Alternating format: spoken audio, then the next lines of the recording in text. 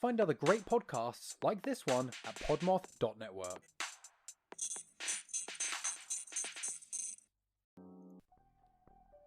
Hey there, fellow true crime aficionados. We're the host of Bad Acts, a true crime podcast. I'm Danielle. And I'm Aaron.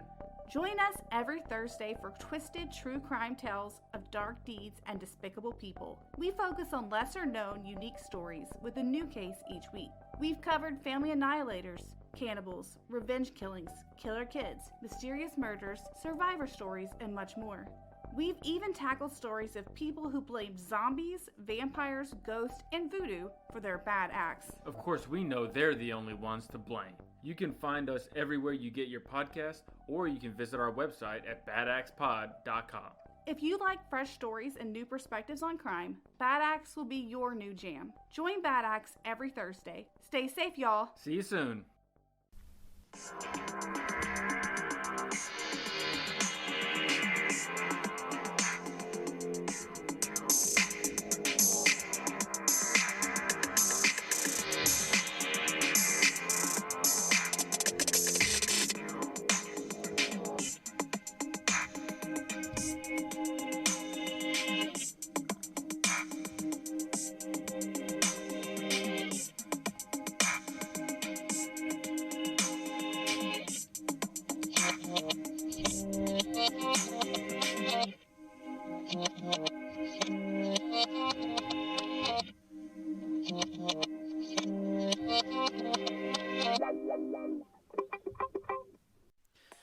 Hello, dear listeners, and welcome back to another episode of the ODDentity Podcast on the PodMoth Media Network, your bi-weekly foray into the weird, wonky, and sometimes downright spooky.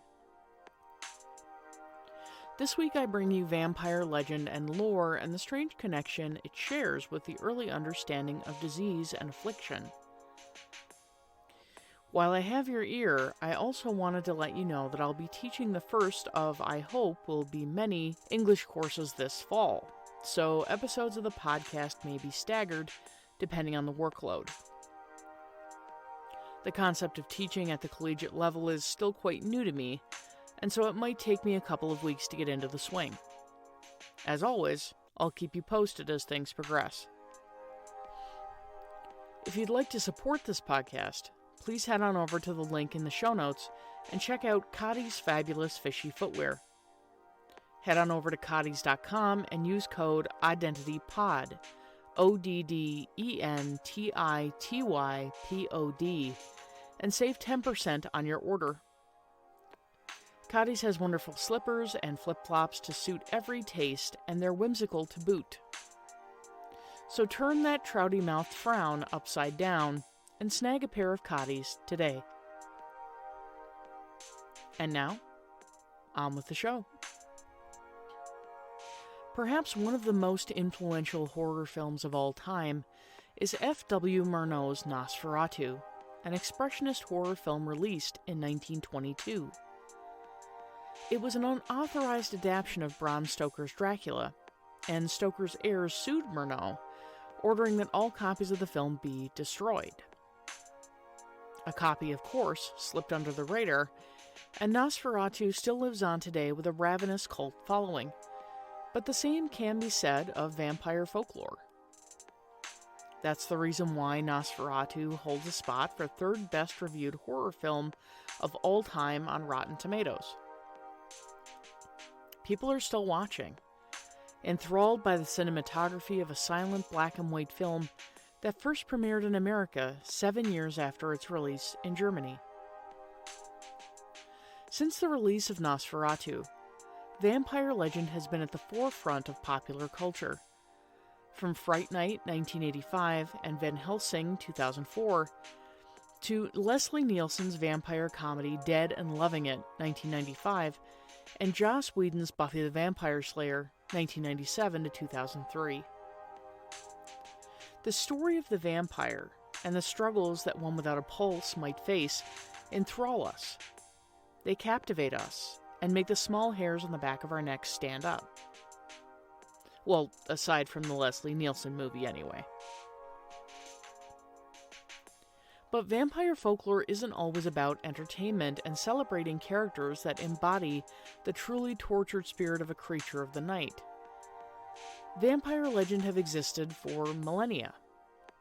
The Mesopotamians, Hebrews, ancient Greeks, and Romans all shared cultural folk tales of demonic entities bent on drinking the blood of the living.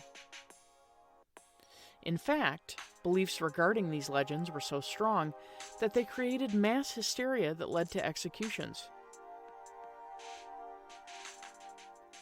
Prior to the Industrial Revolution, many believed that those who suffered from tuberculosis were actually vampires in disguise.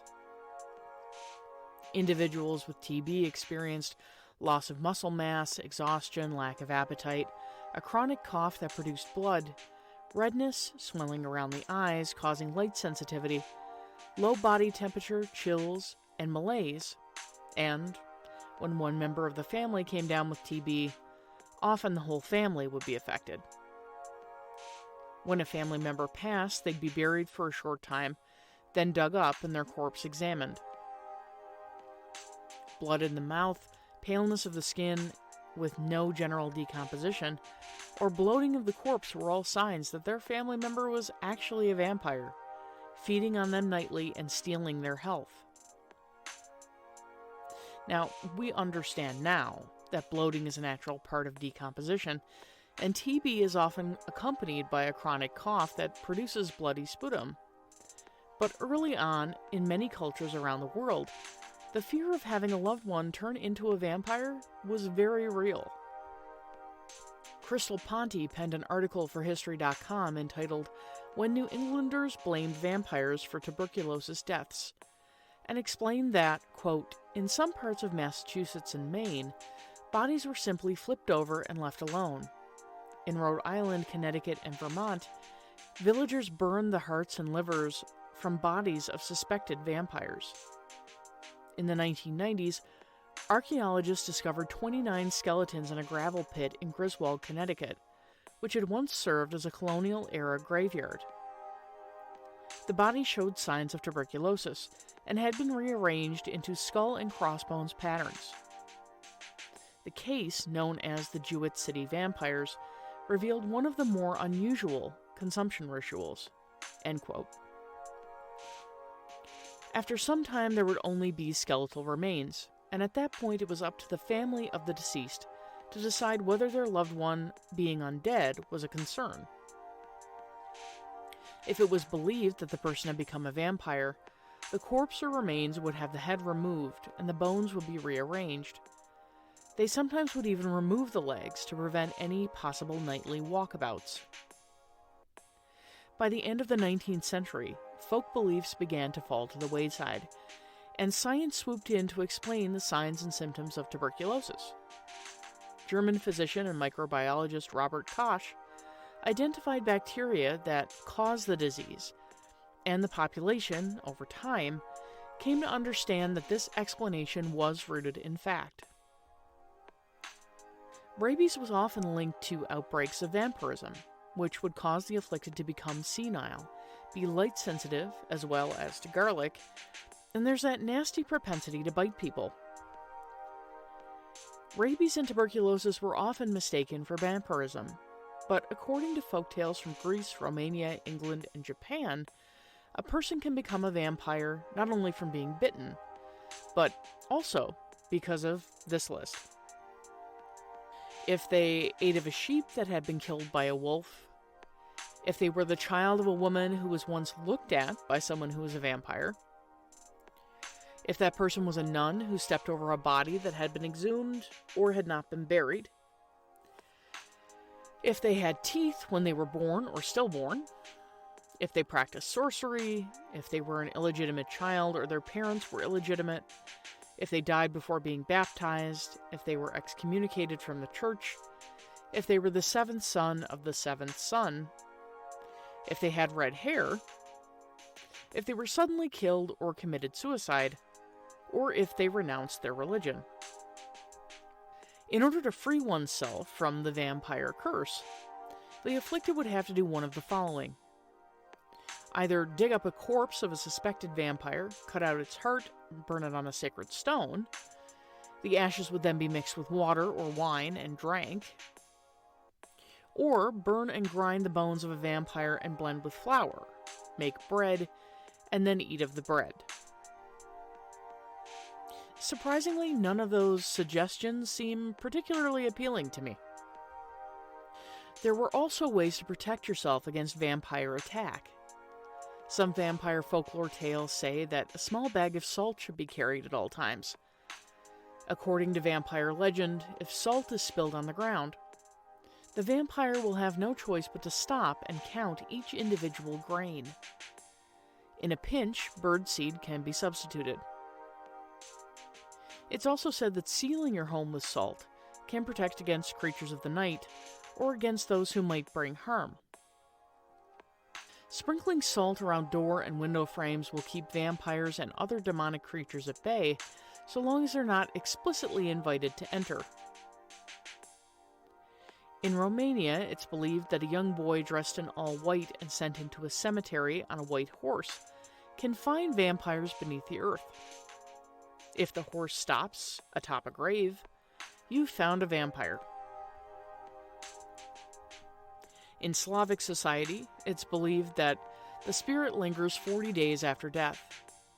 In southwest Romania, in the small village of Craiova, in February of 2004, police investigated a case of grave robbing. Recently deceased villager Petre Toma had been dug up and impaled. According to his family, he'd become a vampire. They believed that Toma was returning from the grave each night and drinking their blood because family members felt ill and tired, feelings that they were unable to shake. 6 weeks after his funeral, his corpse was dug up, and upon examination they found that his hands were no longer clasped. Rather, they were at his sides, and his mouth was full of blood. The villagers did what their beliefs dictated. They used a pitchfork to remove Toma's heart, and finding that there was also blood in that, they burnt the heart and mixed the ashes with water. Sharing the mixture amongst themselves, instantly they felt better, and the family was no longer plagued by nightly visits from Toma. This case is not unique in and of itself. There were many people of different cultures throughout history who believed that vampires were real, and because they were a real threat, certain precautions were taken when preparing a body for funeral. Those with birth defects, such as cleft palates and other deformities, might be singled out. In this case, the body is pierced through the heart or the trunk using an iron stake. It's said that iron is a natural ward against evil, and it'll pin the vampire to the earth, preventing him from rising from the grave. In other cases, bricks or stones were forced into a corpse's mouth, effectively breaking the jaw and preventing the vampire from feeding. A more familiar practice to modern-day vampire aficionados will likely be the use of garlic as protection. Vampires are said to despise garlic, and in many instances, the mouth of a corpse might also be filled with garlic. Today, there are people who claim to be vampires. There are people who drink the blood of the living, but they're not the real deal. Popular authors like Stephen King and Anne Rice have written about these blood-drinking creatures of the night, but the story is just that. In the case of vampirism, I think we can drive a stake through it and put it to rest. But, just in case, I think I'll sprinkle a little salt before I go to bed tonight. That's it for this week, dear listeners. Tune in next time for more tales of the creepy, weird, and paranormal. Until then, stay spooky.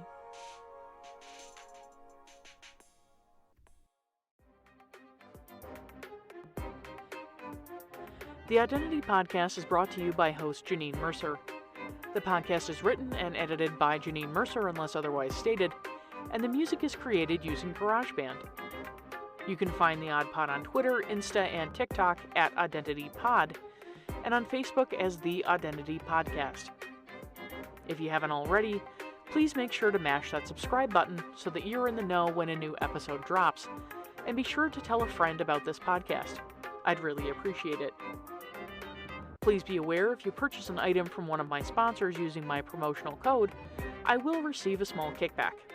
Every little bit helps.